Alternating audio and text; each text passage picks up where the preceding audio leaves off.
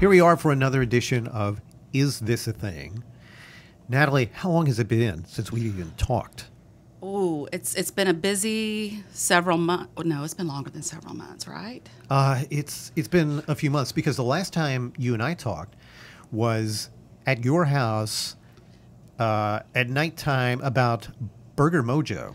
Right. And we can talk about that again, but that's been a long time. That has been a long time. My kitchen was completely demolished, a full remodel, and we're done. So Yeah. You're right, it's been a while. Yeah. So it's time that we do another verbal tour around College Station to find out what's coming, what's not coming, what was a thing, what still is a thing, what may not be a thing anymore. We've got a lot to talk about. Yes. So I don't know how you want to slice and dice this, how to attack it, because we were taking this previously, we'd go University Drive, then Texas Avenue. You tell me, how do you want to start? I think I'd still like to start at University Drive and go around town, and then maybe at the end we can talk about some of the items that may have been a thing, may not be a thing anymore, or could be a thing in the future. Okay. Sort of the rumor mill. All right. Stuff. Well, let's do it. Great. Let's start at ground zero. Really, University Drive is where we're seeing the most interest when it comes to new restaurants, new hotels. The University Town Center. Well, let me take a step back. At Highway 6 and University Drive, we have the new specs that went into the old Linens and Things building. Yes. The old Halloween Mart, Halloween Express, that was open for, 30 days a year. So now we have a permanent tenant there that we're really excited about. And but as you move down University Drive, I think the next stop is really the University Town Center, where we're seeing, Grub Burger is located, Blue Baker, Razoo's. There's quite a bit of property behind there that they have building permits for a couple of new buildings. As well as plans to extend Taro all the way through to Lincoln and do some additional commercial development as part of that. So people who may not be totally familiar with the name University Town Center, you're talking about the area in the back where during Christmas time the trees are sold. Exactly. Okay. Exactly. Right. On that property, and then it wraps around a bit closer to Lincoln. Okay. As part of that. There's a lot of interest in that property, especially from a restaurant standpoint. There's also some retail interest, but most of the folks that are looking at that type of retail want some co-location. So we're seeing interest with some of, for example, some specialty retail for some high-end goods that are geared towards women. Mm-hmm. But they want to co-locate together. They want to cluster. And so putting those pieces together is like a puzzle. And that's what they're working on currently, landing some of these restaurants that are really interested in being on University Drive, but also putting together a cluster of retail uses that would complement each other. Does it make it more challenging that it would be set back from University Drive? It does. It does. The visibility is an issue. So in terms of the way that it's developed, the way that you market it, maybe even the way you reposition portions of the site to get some more visibility back there, it is an issue. So working through that from the retail and restaurant perspective will be the first phase, and then moving back closer to Lincoln Avenue when Taro is punched through, I think we'll start to see some more office, multifamily, retail uses in that area as well. So when do you think there may be some series of announcements about the kinds of names we're going to see there? They're negotiating with folks now on the first step when you go in to develop a commercial piece of property is an LOI. It's a letter of intent, a letter of interest that outlines, hey, Restaurant X would like to locate in this general area, and here's what we're looking for.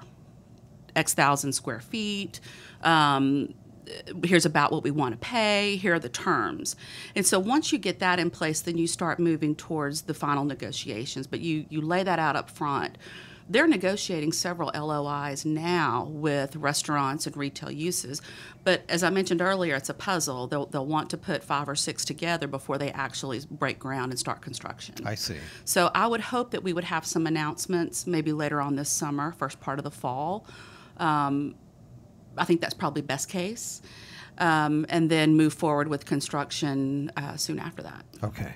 So that's University Town Center. That's University Town Center, and then across the street is Chimney Hill. Right. Where I think you and I drive by there almost daily. We do. The Republic restaurant's under construction, Republic Steakhouse. They're also, as part of that development, Wade is putting together the Primrose Path Yes. wine bar. Yes. And I think you did an interview with him last week and Yeah. can focus on that a little more in detail. Neat concept.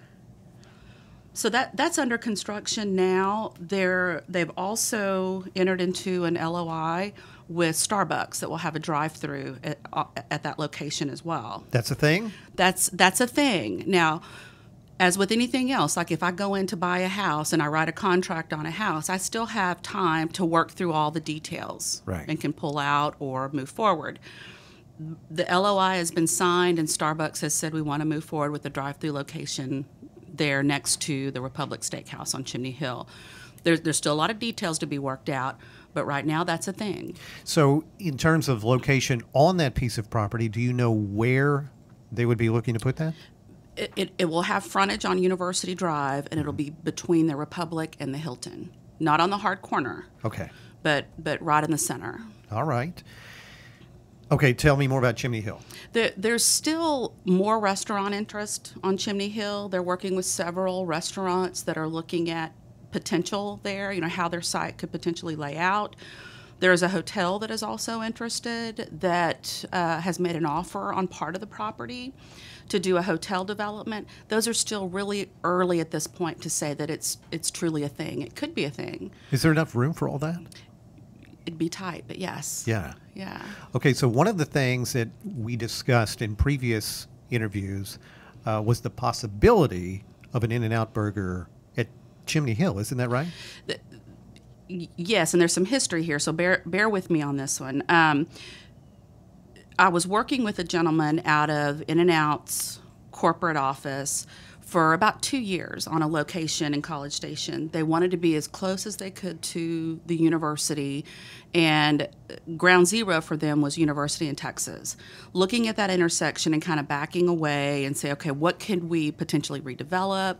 What would be the best location? They want a very high volume, student-oriented location.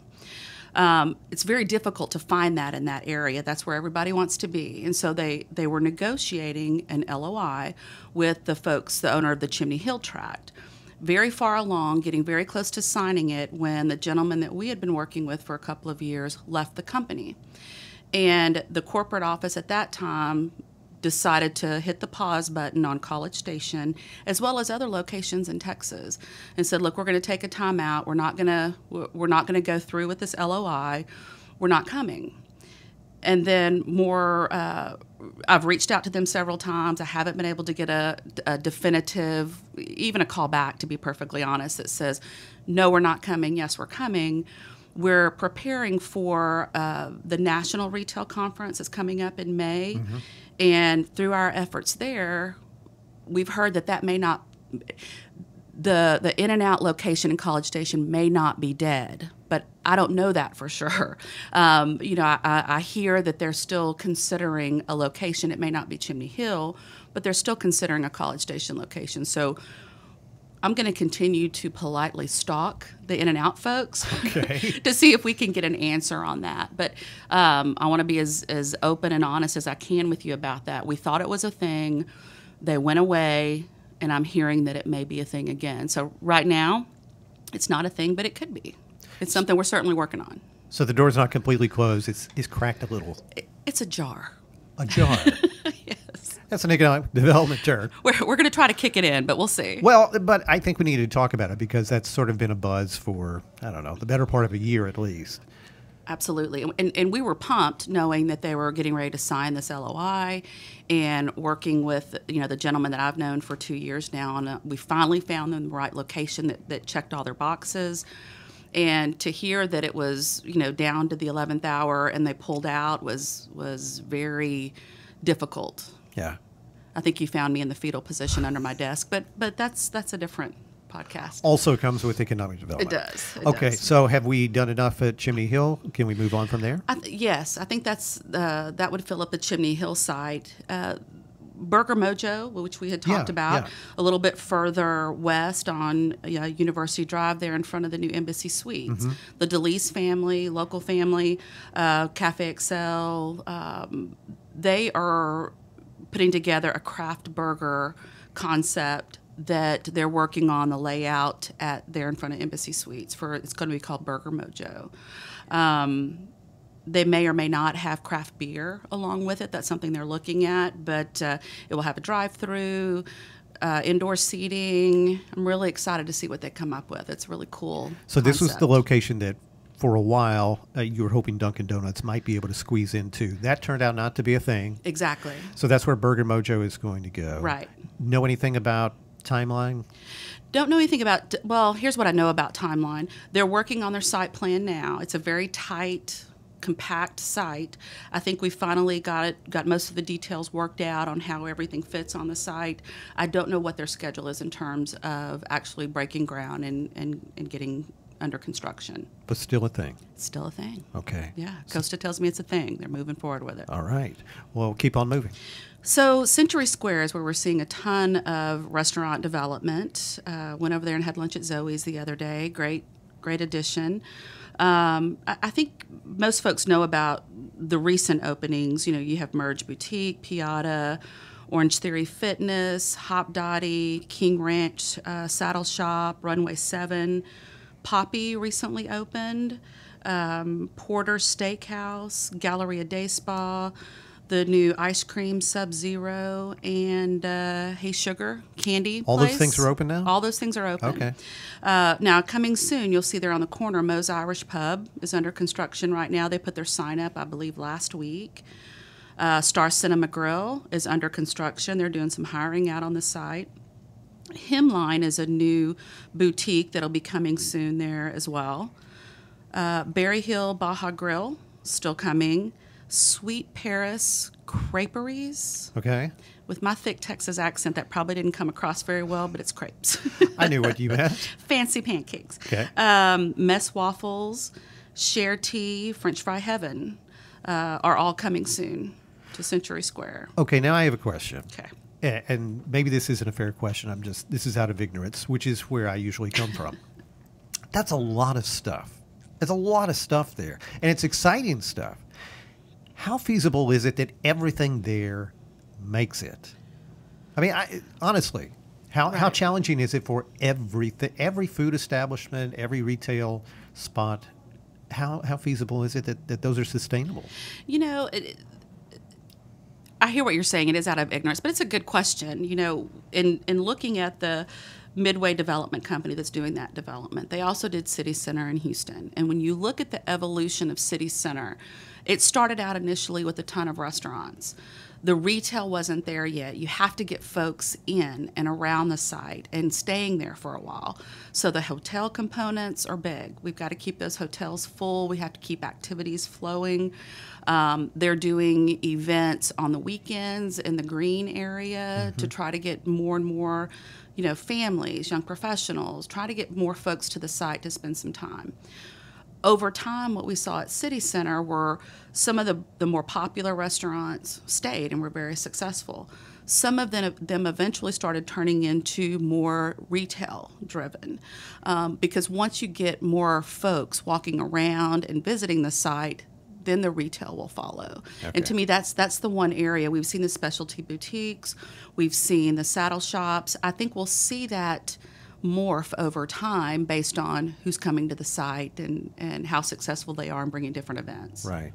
Well, clearly they know what they're doing over there, but it's just from a consumer standpoint, it's almost overwhelming how much is in there. And I wonder, you know, little College Station, Texas, that's not really so little anymore. I mean, do we have what it takes to make all that sustainable? You know, I definitely think we do. With any new retail center, especially new restaurants, there's going to be a honeymoon period where folks are going to want to go try the new place. Yes. The key is making sure that they have the best impression when they come in that honeymoon period, because they may not come back if you don't. Working out all those kinks, making sure they have a great experience. So I think we'll see some adjustments over time, just like you would in any restaurant situation or new restaurant. But I think we do have the population to sustain it over the long haul. Well, that's good. Yeah. It's an amazing space over there. Definitely. It's fun to be at. Okay, so we've covered Century Square. Now what? You know, Northgate, we're still seeing development interest there as well. You know, over the last 3 to 5 years, we've seen an additional 5,000 beds in the Northgate area. and that was by design to try to get students closer to the university where they don't necessarily have to jump in a car to go to campus. Right. What I had hoped, and I think what we're finally starting to see, is a little more restaurant and retail interest in that area. You know, you and I have talked before, retail follows rooftops. Yes. Well, as you bring a concentration of folks into one area, then you start to see needs for a grocer, for restaurants, for retail uses. There's limited space over there, but we're starting to see, you know, the food truck park open recently to provide services there. We're continuing to see a little more restaurant interest, and we're continuing to work with the owner of the Hurricane Harry Shopping Center on a potential redevelopment. Now, that's not something that's going to happen in the next 12, 18 months. We're still trying to figure out how all that would fit together, but to me, that's where we're going to see the next commercial development. You know, once Century Square, you know, the leasing is filled up, I think we start to see that move across the street. So what do you imagine we see in that space? I think you'll see something similar to a Century Square in that you'll have those mix of uses. You could see more hotels, you could see office. Do we see grocery? I think at some point we have to have, even if it's a smaller grocer, in that area. Okay. I think whether it's Century Square or the Hurricane Harry Shopping Center, I think we've got to have more grocer, more day-to-day goods, you know, Right. for that you can walk to just to get basic groceries. So there may still be consideration for including that even over at Century Square? We've seen interest in that general area from some smaller grocers. Some of those have gone through changes Right. In the last year. But I still see within the next 3 to 5 years a small grocer over there. I think the demand is there. Right. It's just a matter of catching up those demographics to what's, you know, the Aspire that's currently under construction, $94 million. That's not up and running yet. Once you get all of these high rises up and running and you show the numbers, that you're able to justify a smaller grocery store in that area. Okay. Keep on moving. Let's kind of go back to Texas Avenue. We have seen some recent developments along Texas Avenue in the LAX, or if you're really older like me, the Winn-Dixie Shopping Center. Ace Hardware is moving into the space that College Depot used to occupy. That's great. Are they going to take up that whole space? Yes. Great. Yes, that's my understanding. So they've got signs up now. The Ace Hardware is moving in. We've also, there's been rumor about Red Lion looking for a location, the hotel. Over the last couple of years, it's been on again, off again. They recently pulled their building permit. They're near Frankie's Exxon over by the, I think it's O'Reilly's, across the street from Walmart. Right. They've recently got their permit to begin construction, so that should start fairly soon. Can I call a timeout? Yes, call a timeout. Because we need to go back to University Drive. Okay. We have to address Pappadeaux. We have to do it. I was trying to avoid it. I know, but we have to do it. So, can you give me a quick one on Pappadeaux status? I think it's just a rinse and repeat, but Sure. We need to talk about it. Yes. From what I understand, Kelly visited with the folks over at Pappadeaux as our city manager last week. We and I've said this over and over again, and I say it because it's true. They have a very old school way of doing business that's based on quality. They have a handful of folks that are involved in the construction, their architectural design, the layout of the restaurant, and that group doesn't expand. They don't go out and hire someone new. They want to use folks that know their business and what they're doing. So their capacity is to only build a couple of restaurants a year based on that model. When we got bumped, our restaurant here in College Station got bumped the year the Super Bowl was in Houston. They decided to add another location there, so we got bumped off that list. We haven't been able to get back to the top of that list when you start comparing us to larger communities. What they've told us is they're still coming. They're working on the final layout. They're looking at options for developing the site. What tells me that they're also still coming, other than they say they're still coming, is that they're continuing to spend money on the site.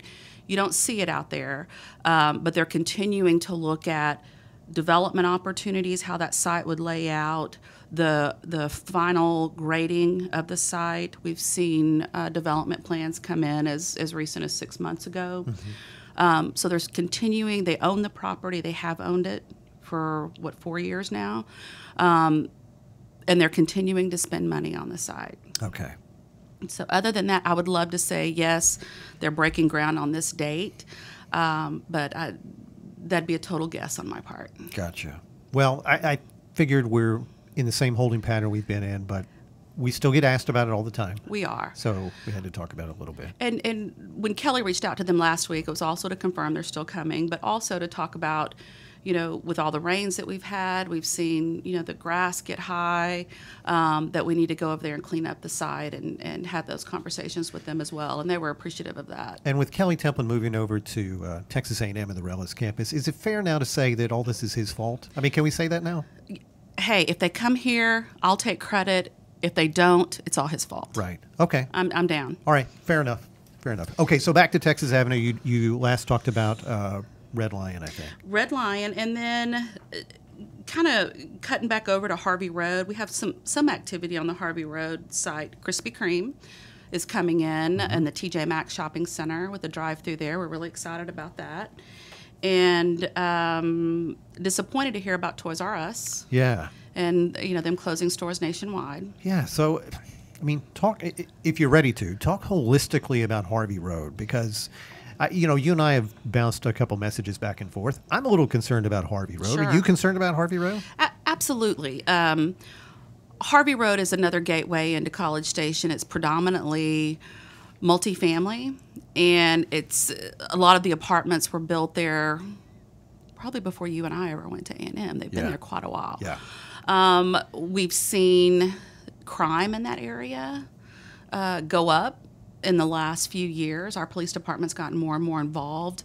The redevelopment of that area, in my mind, needs to happen, but it's going to be market-driven. It's not something that, unless you have someone who's willing to come in from the private sector and write a huge check for something like the Mark that's 20 acres on University Drive, only so much of that depth is really going to be retail-driven. The rest of it's really going to be more office or multifamily. Right.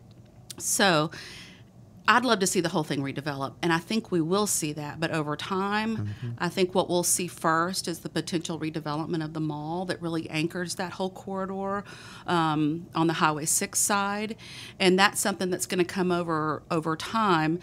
I don't know if you know this or if we've talked about it before, but the outbuildings like your Sears, your Macy's, your Penny's, those are all individually owned by those companies. Right. The mall itself owns the interior and some of the parking. So for that area to redevelop, you've got to put those pieces back together in order to redevelop and have any impact on the outside of the mall. I think that's something that the market will demand over time.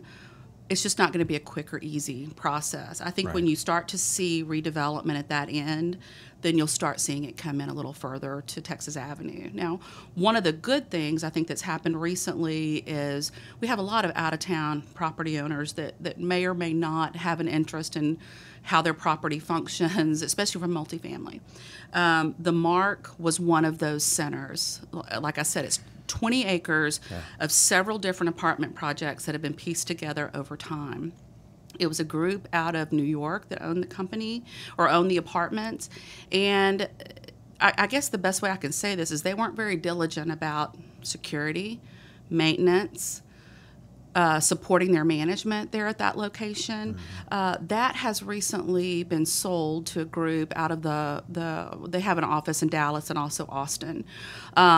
They have some ties to this community, and we're working with them on beefing up that management, working out some of the code enforcement issues that we've seen over there, some of the increases in crime, and trying to deal with some of the management issues over there. So better days probably ahead for that.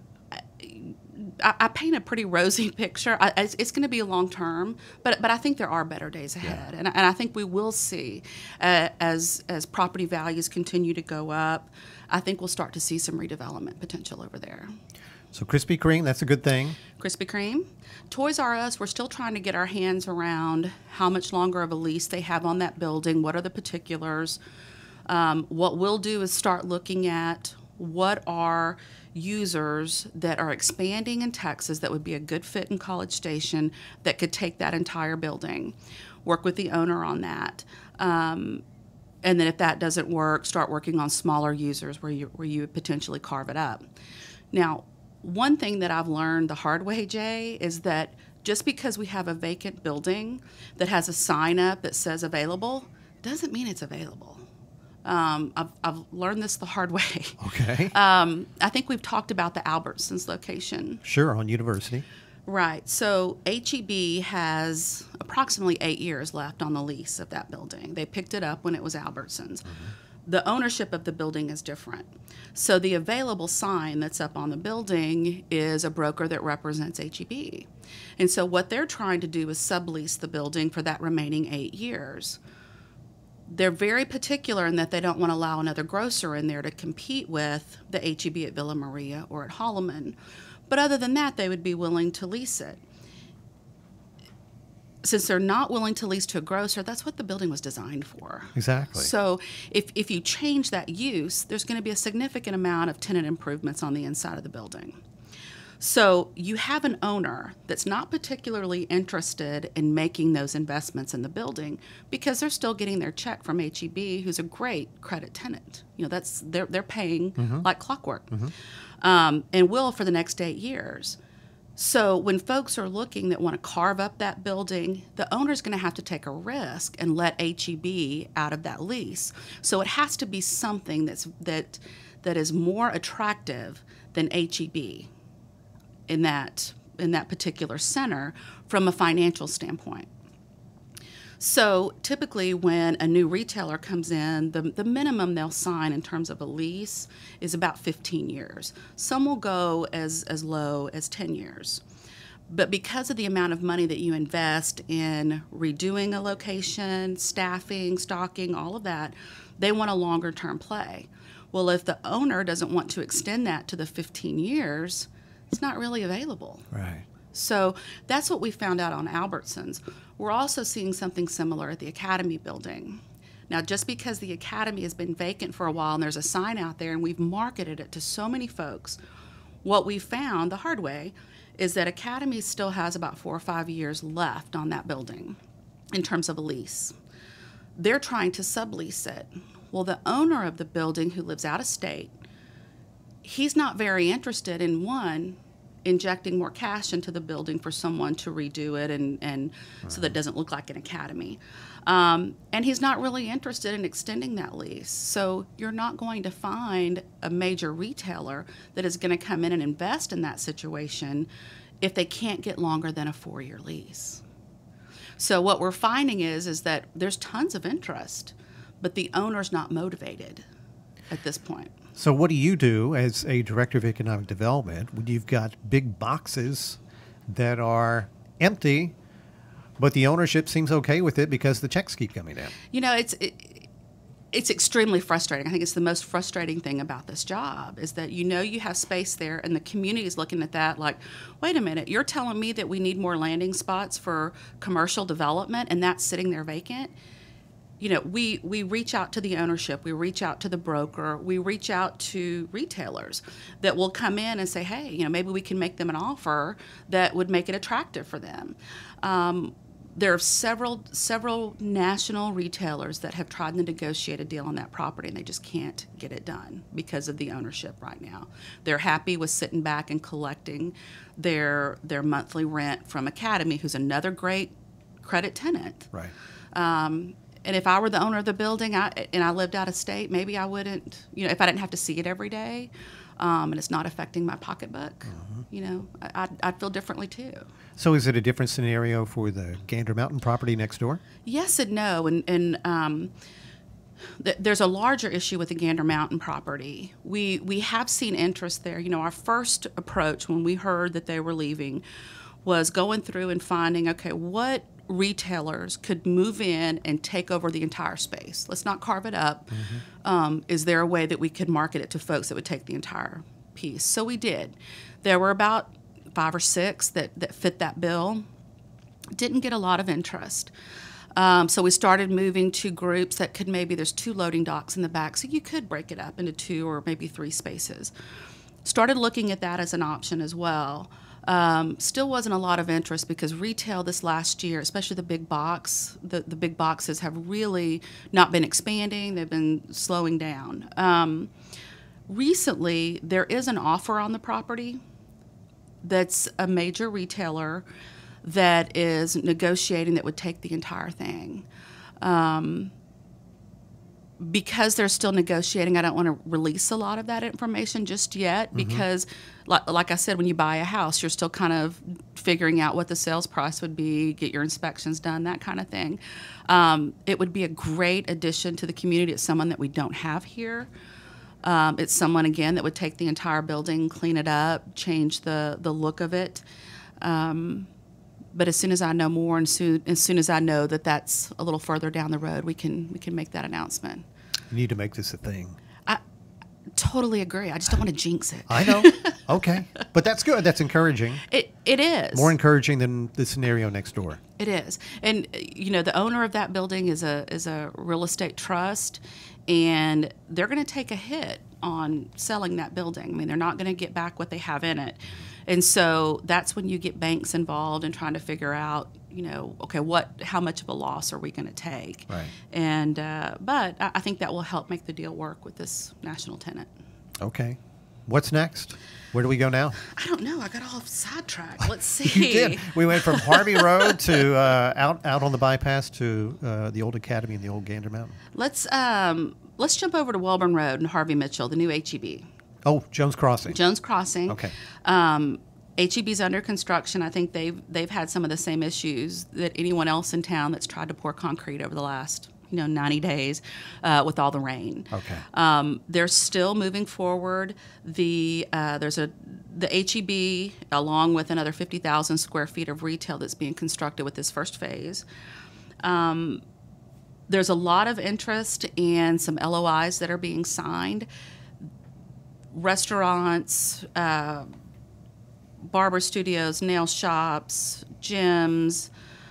There's a lot of interest there, but they want to wait until they have 6 or 7 names. Right.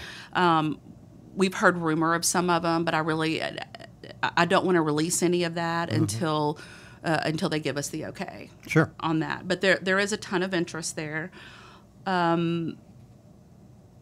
There's also, we've heard a lot about Chef Tay's new restaurant there at Fitch and Barron. Yeah. We need to get him in on a podcast to talk about the new concept that he's working on. That's an 8-acre development. It's a larger development, but as I mentioned, Chef Tay, who has Veritas and Madden's and Palos. Yeah. This one is called Urban something. I don't know. Well, I've seen the name of it. Yeah. I've seen him talk about it before, but I forget the exact name of it. So it would be nice to get him in and visit with what his concept is there. Yeah, I need to do that. We'll do that. Moving over to Caprock, Tower Point area, we're still seeing a ton of interest there. RX Pizza, they're under construction right next to Mad Taco over in the Caprock area. Their opening is planned for early June. Casa do Brazil, the Brazilian steakhouse, again, they're planning to open early April. They've already started hiring staff and training, getting ready for that. The ground shuttle transit facility, the buses that take folks back and forth to the Houston airport and now Austin, they have a transit facility out there that should open up sometime next month in April. Okay. Also, in visiting with Jesse Durden over at Caprock Construction, they have a new concept that they're building now that's called the Yard, and it's 3 commercial buildings that surround this synthetic green area, and it's an interesting concept here. They're going to have, of course, their own headquarters there. They're expanding their corporate headquarters at that location. Caprock is. They've also signed Bottleneck Wine Shop and Bar, about 3,000 square feet, should open up this fall. They have several other users they're going to announce over the next few months, but there's restaurant interest, there's office interest. It's a cool concept south of town. Looking forward to that. And the exact spot of this is where? Caprock on the it would be the south side of Fitch. Okay. Where, you've got Mad Taco, Blue Baker, Zaxby's, that whole area there. That's where the yard would develop. Yes, they're continuing to develop that a little further back from Fitch. Okay. Okay. Angry Elephant recently opened Mm-hmm. in that general area, new restaurant and bar. Still seeing interest in Tower Point. Gringo's Mexican food got their permit recently. So what you'll have there is you've got Saltgrass.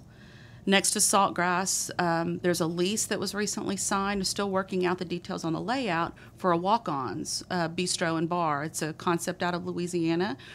There's some Aggie ties to that here locally that they're opening the franchise here in town. And then on the other side of Walk-Ons will be the new Gringos. Okay. So right there on Highway 6. The Jiffy Lube also just opened in Tower Point. It really looks good. Across Highway 6 at the Lowe's Center, Tad's Cajun Restaurant. That sign's been up for a while, and I reached out to them recently. They're out of the Tomball area. They still have plans on coming into town, and we're hoping to meet in the next couple of weeks to visit with them about what they have planned. Tad is in TAD? TAD. Okay. All right. Tad's Cajun food. Right.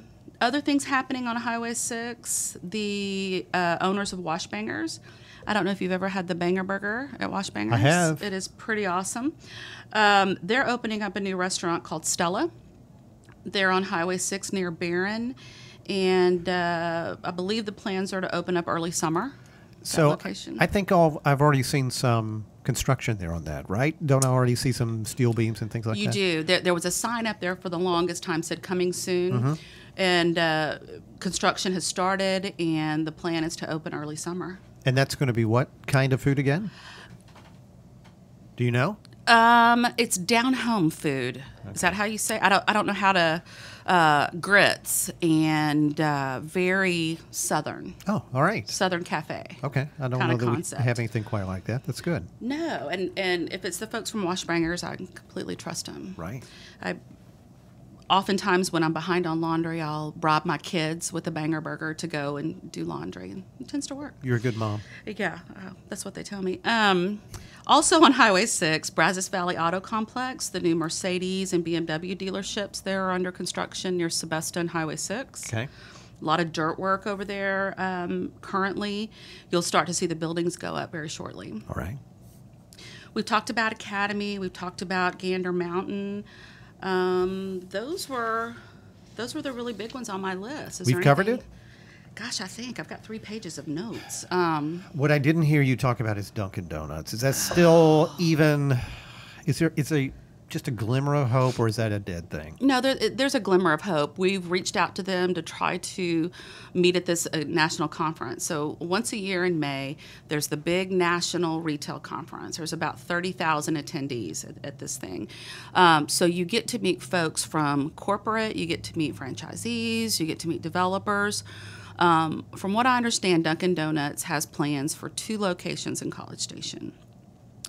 They wouldn't mind renting a space that had a drive-through that would be an inline space in an existing shopping center, but they wanted a new build for one of them. And their preference was to be able to own the site and develop it themselves. The issue is when you look at their location criteria and where they would want to be, those aren't locations where they could buy the property.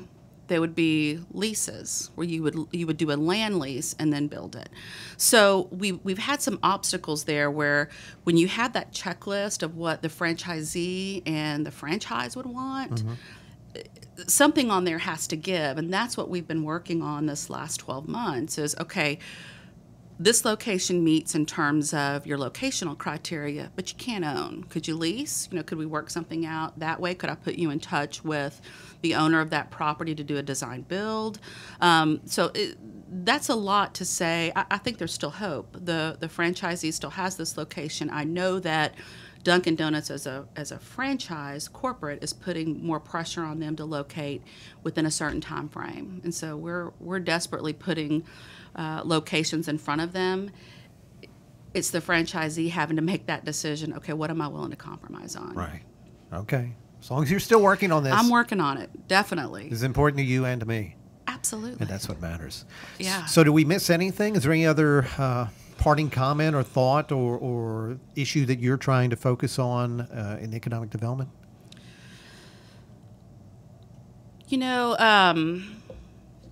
just still really focusing from a large retail user. In 2017, the big box retail market really just hit the pause button for the whole year. That's what we saw here locally. It's what we saw in Texas and nationally. If there weren't stores already under construction, they hit the pause button. Your Costco's, we've seen Sam's, repurpose some of their stores. You didn't see a lot of new construction. What you saw in 17 were the discount retailers. You see the TJ Maxx's, the dollar stores, the Aldi's, and we've seen all of them locate here in this area. We're starting to see the large big box retailers say, you know what, we definitely know we need that brick and mortar footprint. It may not need to be as big as what we initially thought, but we're starting to see interest from some of the folks that were interested here prior to 17 coming back and saying, okay, we're ready to start looking again. We're ready to locate here. We're ready to find the right balance here. So the Amazon effect isn't keeping everybody away forever. No, it's not. And I think what the Amazon effect has done is start to blur the lines between your traditional brick and mortar retailers and your traditional online retailers. Over the holidays, we saw FedEx partner with Walgreens in terms of delivering goods and services. Jennifer in our office, she had 3 bikes that Santa Claus delivered, but they delivered it to Walgreens instead of to her home. So you're starting to see these partnerships develop between Walgreens and FedEx, where Walgreens already has that physical presence on the ground, that FedEx could do a drop in one area, that you could come and get those goods there. And Walgreens hopes that you stay and shop around a little bit. Absolutely. We're seeing that with Target, partnered with Shipt. Something that we're going to see. Walmart is also doing it as well as same-day delivery. There's this mad dash to be out there providing those same-day delivery of goods between the major retailers. So where we saw the online and brick-and-mortar retailers really be opposed to each other, we started to see more partnerships and relying on each other. And the Sam's Clubs that have closed recently in Houston, the most recent things that we're hearing is those could be distribution centers for online pickup. Right. So I think we're going to continue to see more of that in 18. Did we do okay? I think I talked way too much, but I always do. So no, well, but just fast forward if you need to. But we're catching up. Again, it's been a number of months since we've really gone over some of the things we've talked about in the past. So this was a good update, and that took a while. But thank you for doing that. Anytime. And we'll talk to you again soon. Okay. Okay. Thanks.